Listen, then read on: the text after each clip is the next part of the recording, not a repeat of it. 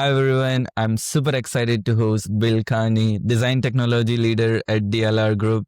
It's second time hosting him and I'm so excited to have you back. Thanks for having me. So there's a lot of things happening in AI world every day. And I'm curious, like if we go back in time in 2025, as you were working on these technological solutions until today, what would be some of the highlights? I joined DLR Group in 2019, and I've loved every place I've worked at. DLR Group, part of going there was a heavy investment in technology, and my role, like way it was described in the job description, is just make the firm the leading edge of design technology and AEC. So like super broad, big ambition, and like go do it.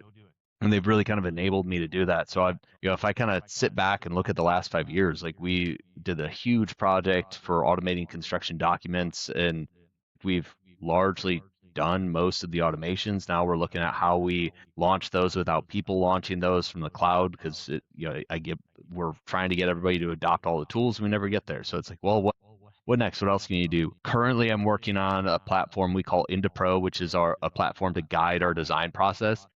It's kind of a blend of project management. It's a blend of all the resources in the firm. So, we've got this initiative of trying to clear the noise in the firm because everybody's burnt out on technology and they don't like all the changes happening. I'm like, I can't improve that. Like, that's going to get worse. I'm sorry, but I can try to make it simpler. So what we're trying to do is say, I don't want you to remember all the things. I want you to remember one thing, and that's Into Pro. Into Pro is where you go, and then this is what you do for your team. So we're mapping out. So that's where it's borderline project management. It's what we want you to do on the projects. And we've gotten to a point where we've mapped out what we want you to do on the projects. We're starting to layer in what tools we want you to do for it. We're starting to layer in the upfront questions that refine what those tools would be. So that is really moving. And then we're working around it to set up automations. Alton Goodwin joined our team right around December. I've worked with him in the past. I know he's been on here. So he's setting up automations on the back end. We have our data science group who's working on where you can put insights to the team based on what the current project floor plan is or the makeup of the content. So like that's just kind of ballooned into the dream coming to be a reality, which is really exciting. Outside of DLR Group, like I've gotten further involved with other peer firms. So I'm part of what's called the IDC, which is the Innovation Design Consortium. That's a group that's kind of a spin-off from the large firm roundtable. But like just to be able to work with all these different groups and peer firms to try to drive software and industry in what we need. And I've also started advising a lot of the software platforms. So I've been working really closely with Chaos and a few others, and that's been really exciting too. So it's just a little bit of everything. And then I always like to talk about the academic side, but so I teach in construction management at Washington University in St. Louis. And we're shifting up my course into just AI for construction, which I've always used that. I've always worked in design. I have worked in a design build firm, but I don't have a ton of construction. And so I use academia to keep that side of my like bucket full. And so I'm really excited to start to bring that in. And really the class before was that. Anybody that took my class, it's purely AI, but we're putting formality to it. And I can see the excitement in the program itself. So that's huge for me too. It's such a eventful thing like this, so doing so many things. I was curious in large firm table, like how does it work? And if people want to, let's say builders or founders wants to collaborate with large firms, are there any opportunities? There are. It's a little weird dynamic for anybody coming in, and that basically like you come in and talk to the group and then you go away and then they talk about you. But it's for all of the people in like my role or a CIO role, or and that's for the technology focus group. They also have it for CEOs, they have it for sustainability and COO. But the groups, they work together to kind of evaluate a lot of the common trends that we have to all evaluate, or where we can put our weight together to drive something. So like AI is not listening. Well, all of the 70 biggest firms in the United States all think this. I think you need to listen. So it's a way to kind of put energy together a little more often. Got it. Coming back to like the AI part, were there any aha moment or surprises in last 1 year? Well, there's many. AI is going really quick. Even it's funny, and if you watch what everybody says, it's like use this one, use that one, use that one. Like right now we're kind of looking at Claude versus ChatGPT versus others, and a lot of it's a little bit politically charged in them, I just keep bouncing between them to do the same task. One does it better than the other, and so like evaluating which is the best is really hard. So that's been really hard in like keeping pace with what's there. And then the IP side of things has been brutal for me. You and I talked about it in the past of it started probably around April last year when Cove Architecture announced, hey, we're doing our full blown architecture services. Everybody in my firm and many of the peer firms got very upset. And that was a really good learning moment for me of before you react, get to know all of your facts, understand what's in there, review your terms and conditions. There are things in most terms and conditions that say like, hey, we can use the information that's inside of our platform as long as it's non-identifiable to improve it, which basically means like you can scrub like a client name, client location, and then it's not identifiable and you can use it. But all platforms do that and that they need to improve themselves. That's why it's written there. So it's like, I just need to see how you're using the platform to make it better. So there's this balance. And so like in that moment, reached out to the CEO of Cove, um, and said, hey, here's our concerns, here are things. And they updated their terms and conditions to very clearly say, we're not training on your data. And so like that was the first great moment. Then right around then was when Nate Miller with Proving Ground was posting on LinkedIn, and everybody started to notice Autodesk terms and conditions around like actual use, and that was like written terribly. But again, power of like the large firm roundtable, we meet once a year with Autodesk and talk to them. That was a topic that we talked through, and it was set to be a small agenda item, but we stretched it out for a long time. Then they listened to us, they heard our concerns, and then made an adjustment so it says, oh, we can use that, because that's been my whole like goal in my profession is automate myself out of a job, but then also find a way to make the tools design better, faster, more efficient. And it's always been AI. So, that was huge. And it's just don't give up on the big partners that are out there. Talk to them first before you just get angry about it, and things can actually improve. With that data concern for big firms like your now cloud code can increasing is getting increasingly better at creating your own internal tools. So has the balance now shifted more towards building internal tools versus collaborating with third party? So we still do a little bit of everything. Everything it's evaluated, and does it make the most sense for me to build it, buy it, and partner? And I always look to do that. And it's just the cost estimate on the build it does drop quite a bit. I think that's going to continue to drop, and that will shift that up quite a bit. And it's probably more for when I would like contract develop something or do something there like that. That's where I really see the shift. And a lot of it's the more structured things. AI is great at doing what it has done and knows how to do. It's not as great at doing what has never been done. So when in coding world, if it's something we've never solved, we're going to try to solve that or find somebody that has the capability of doing it and do that. And then if it's something that's been solved all the time, like a website, that's something we might just leverage vibe coding, that sort of thing for it. We have had people doing a lot of vibe coding in like SketchUp, which I never thought about it, but they're like doing things that make SketchUp very Revit like. One was like literally like the curtain wall command, but inside of the tool. And just there's things like that that are changing the landscape of what tool makes the most sense for what. So I still focus on interoperability, make sure that I have a guiding light on ROI to make decisions, because it's just getting harder and faster. You are on the cutting edge of the technology and its application, and seeing how we are moving like in the AI development. What's your take on like 3 years from now?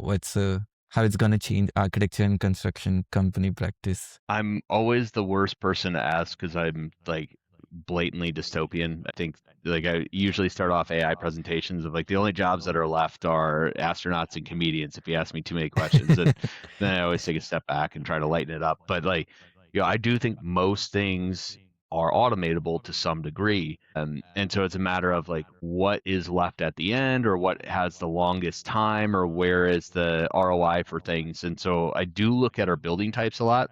And this is something I'm actually working out like a conference presentation to, or like probably a workshop sort of thing of how to evaluate yourself in that sort of mindset. So like show some examples of how AI is going to take over. I always look at like Finch 3D or some of these other platforms that really automate out repeatable unit floor plans. So how long till your client just starts using that or the contractor just starts using that? That's kind of what you're looking at. And does that building type make sense? Or if that building type makes sense, what's your firm's value proposition on why they should pay you to do the design of it? And that's the efficiency of the design or something that isn't just spit out from a computer, or the ability to guide the client into understanding what the needs are of the space. And so there's a lot of things you're looking at there as far as what your fit on that building typology is, and then estimating how long it lasts till AI does that. And like you can look at Autodesk's AI, the CAD design, that agent that they have going,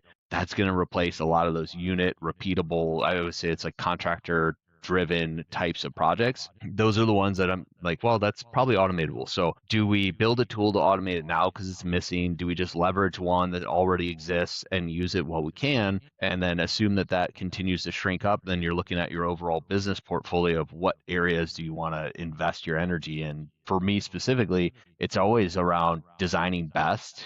And so like DLR Group has a really cool, actually branded game called Values. And so it's a card game with our clients to help them understand what are their needs or values as an organization or the stakeholders of the building. It lets you identify what you're trying to design for. So things like that of like collecting the information or workshopping to hone in on what your needs are things that we really kind of look at. And then on the back end, it's the research side of things to understand how the building design actually functions and works. And that was one of the big things on Autodesk AI policy that worried me, because I always saw like Autodesk Tandem, the digital twin solution, as the kind of spot that I would want to go and understand how a building's used to build what I call design detection. And that's, like, hey, I put a desk in the middle of the office space. I want to know that this is going to be a bad spot for people trying to do quiet activity, but be able to prove it and give insights immediately based on real time information, or to be able to even change the value proposition of our project by saying, hey, we're going to make your building more efficient. Well, great. We have to show some way that it is. So these sorts of tools to me are always the way that I build AI around the design process and then automate the things that are automatable now. And that's where we're looking at. We spent so much time on documents for that reason. Regardless, as far as what I think you can do, I always talk to students, like students going into college. At that point, like, pick a major and a minor and make sure they're different, and make sure they're different and complement each other. If it's if I'm doing architecture or interiors or engineering, do something on the side that could be a data science thing, a computer science, materials research, just psychology, like something that allows you to be more dynamic than just I have an architecture degree. I think that's something students should really look at doing, or programs that are kind of mixed multimedia and how they look at things. I went and toured Cornell's program. They've got a really, really cool one where it's like blending the brain study basically and like environmental psychology with design. And it's like, yeah, that's what you need, is to be able to start to apply multiple variables onto design. So making sure that you yourself are well rounded, and then just continuously be adaptable all the way through, and look at new conditions. A lot of times we look at like 5 years out, but I think that's just shifting quicker. Like 5 years out, what does AI look like? I don't know, like terrible. Like it's just going to be extremely better than what it is today. So yeah, shrink your timeline down for that sort of analysis to 3 years instead of 5 years, and that might help you more and just prepare to be adaptable. I'm now like wanted to go on the product sides which you built in last year. What were some experiments that didn't work out, or you thought? Most of them. No, just kidding. So we hit a point last year more where we're like evaluating the maturity of certain things. We had two major ones that we have kind of put the pen down on, so to say. And one, we had our own diffusion app, and we built that because it was pretty easy to do, but so many other tools are going so fast. We've actually recently started partnering with Viscom for their AI image generation, and then Motif again that I mentioned, they're doing a ton. So we're just leaning into those really hard and giving them feedback rather than trying to outdevelop them, because we're not going to. We do still have ours our platform and we just have it operational for like our super secure federal projects that can't touch the internet. Like, oh great, we can do this because it's internal, it's sitting here, and that's fine. Then the other one we had this. It was like our first really big, powerful AI tool, and it was this text analysis toolkit. And we built it for a survey project. So when we do our planning projects, we send surveys out to the community. And DLR Group does like we're the first or second biggest school design firm in the world. That's all public facing community engagement. And so we sent out open ended text questions to the community. It had like 29,000 responses back and like a week of time to read through all of those and summarize the results. That's nearly impossible. So that's where we first set it up to let AI read and look at the results and say what are the common themes, and we set it up that you could say based on like environment, parking, that sort of thing. And we did that, and then we adjusted that to be meeting minute summary because these tools kept flooding our environment.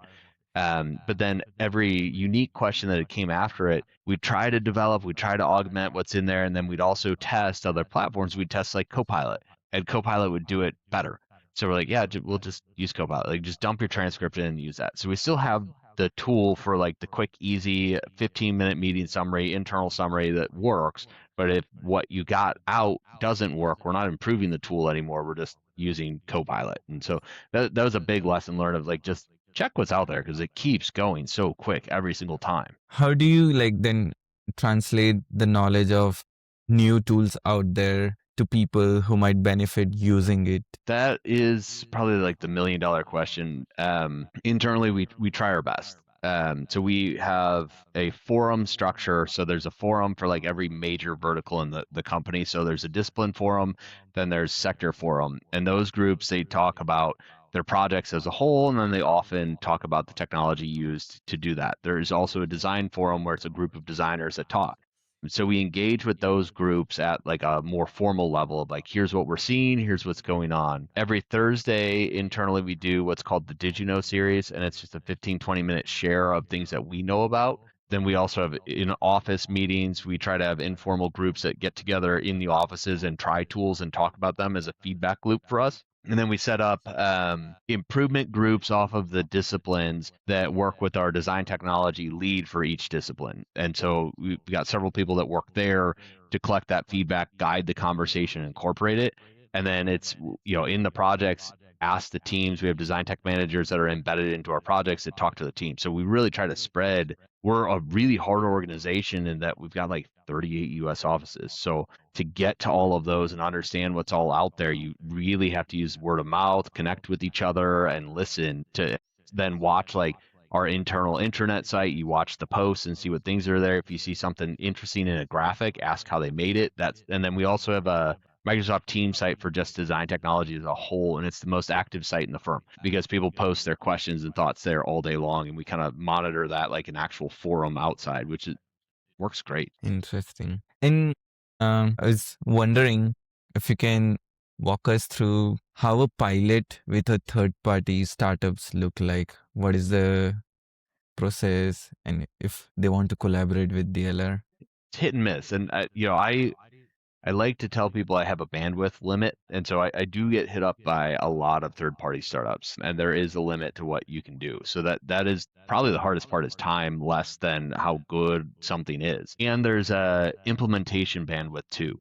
And the hardest part with startups that they do approach is like, hey, we want you to pay to co-develop this tool with us. And the tool's like 5 years away from production ready. So I'm like, I'm never going to use this in 5 years. And will this be the problem we're solving in 5 years? Probably not. So I really don't want to pay for development of somebody else's tool. I want you to go get funding and help you drive that development. I don't want to pay for software when we're already paying for software that is mature and not used well enough. So like that, we want to solve the problem internally, not just pay for somebody else to solve a problem. So like that's the big one is the value proposition in that's been a recent trend. And I don't know if that's like in a published book of how to go get funding is go ask people to develop it. So that's one part of it. The other one is being real with what you have. I've seen a lot where it's just a wrapper on top of something, and like evaluate yourself and like, is this the thing? Am I really solving a problem, or am I doing what I'm seeing three other tech startups do because there's an opportunity to make some quick money? So like avoiding that, I think, is a big deal. And then one of the best examples I've had was a startup pulled together like several big firms just to map out what the big problems are. So if you come to me with a software solution, it's I have a solution for your problem, maybe, but I'm usually looking for the solution for my problem. And I probably found you before you found me in that situation. So if you want to solve the problem, come ask me what my problems are before finding me a solution. And so you can work together. And then you're trying to look at scalability. My problems aren't your problems. So let's work together and identify the big problem that we can solve as an industry, because that's really what we're looking for. So that sort of approach seems to work really well from what I've watched. That's a great insight. Because I always think like from the founder side who are approaching, okay, let's do pilot, but from your side, so many pilots, the evaluation and the pitch and the bandwidth. So for someone who is considering to build a solution right now, and are there any areas you feel it's under saturated, which is a good area to build in architecture or construction, like a startup? Yeah, there's probably two that or three that I keep looking at. And one has some options, but not a ton. The first one, though, is engineering stuff as a whole. Engineers are tough to develop software for because, like, it's calculations, everything needs to be perfect. There's a level of accuracy, and then when they deviate from accuracy, it's a very nuanced and hard to teach what that is. They're also highly smart, capable people that problem solve a lot of what they do. But that's an area, like you look at AECOM's big acquisition of an AI company, there's a reason for that. It's a very calculatable profession that needs to be looked at as far as where it can be assisted and where the like challenges are. So I think engineering is one that there's just a lack of software, or a lot of the software is built by somebody that may not have made it the most intuitive experience, and so it doesn't get adopted. Like, it's just one of those areas that there's gaps from what I see.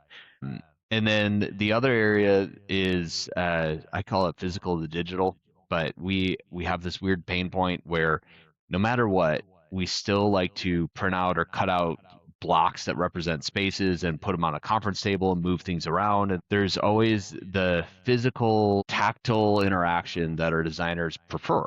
Or it's easier to work with stakeholders when they can just move something around and touch something, but then that never gets analyzed, it never gets calculated, and like all of the automated process behind that can happen at the same time gets lost. We actually found Viscom trying to figure out the best way to convert physical elements into digital so that we could quickly design and document on top of that while doing like in hand, or like in your hands exercises with clients. So I think that's an area that needs a lot of research. I've seen some university research on it, like smart blocks and things that are really cool. We're kind of waiting to see what happens with like the Lego smart blocks to see where those goes, because that's kind of perfect. Like these unitized things, if you could put them together, they understand their surroundings.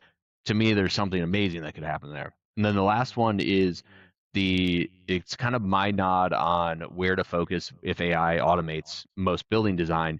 It's around understanding the building design, and so it's a lot of the analytics process of it.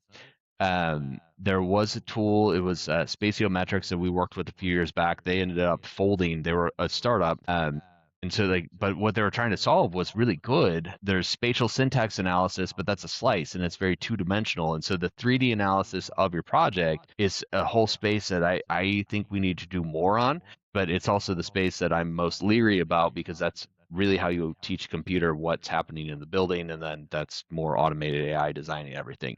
But it's something we need to be looking at better, of like, what is truly a good design based on circulation, functionality, and all the things. And then I personally, we're starting to dabble into Unreal quite a bit for gaming and the intersection of gaming tools and design tools. And to me, like the dream state of just having avatars running through your building at night to tell you things. And I always give this example of we're touring a school and they showed us this ledge and they're like, yeah, we had to put this balcony on here because we didn't think about it, but the students were all doing parkour off of this. I'm like, well, could have told you that in 2 seconds after seeing that. But then it's a thing of, how do you identify that without missing it? And it's just you have the parkour character running through the building all night, and it tells you wherever it jumped off of and or where it could jump off of. And these are at-risk things to identify.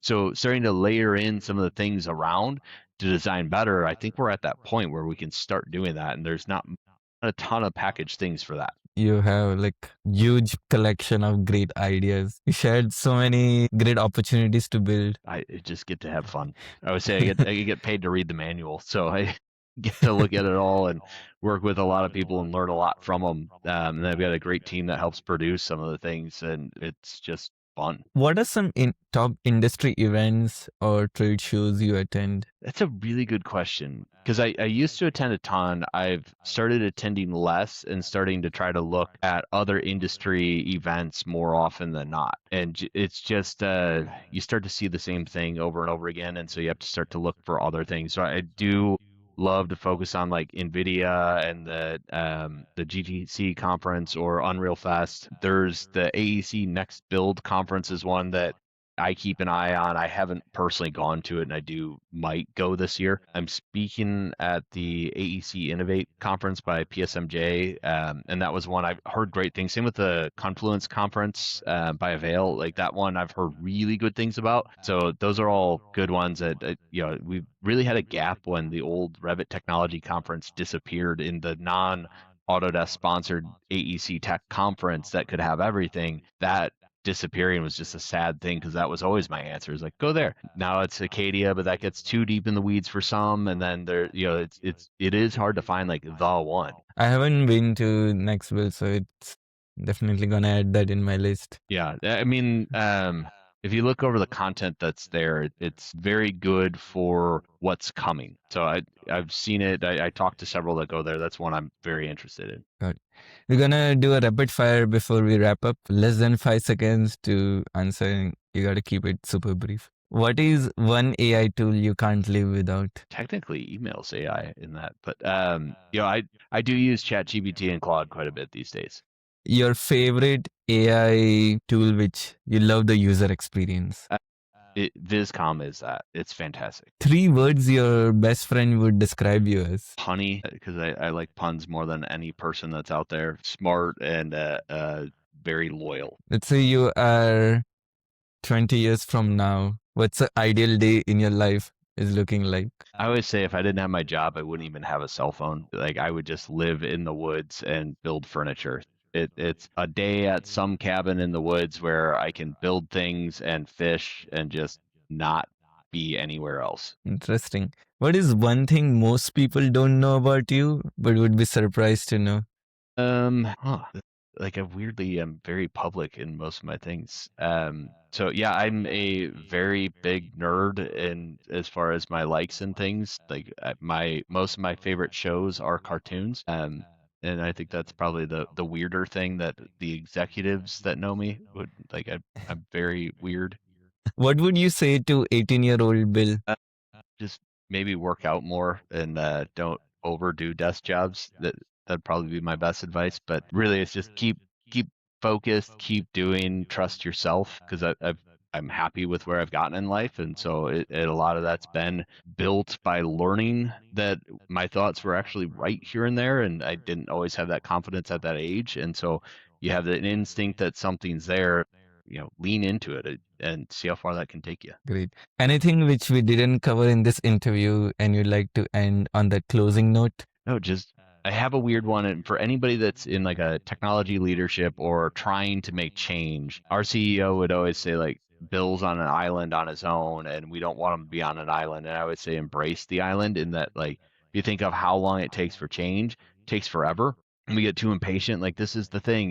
You have the idea, you see the vision, you want everybody to change to it immediately, and that's not how change works. And that's not how people work. So embrace being alone, and your goal is to get as many people onto that island with you so that you can withstand the long duration of time that you're alone on a desert island. And so just plan for it, prepare for it, and then find ways to communicate to make change. And that's what's going to draw people towards what you're trying to see when they don't see it yet, because it takes time. What a way to end on a motivational message. Thanks a lot, Will, for being on the show, as Of usual, course. Yeah. Thanks for having me. jam packed of insights.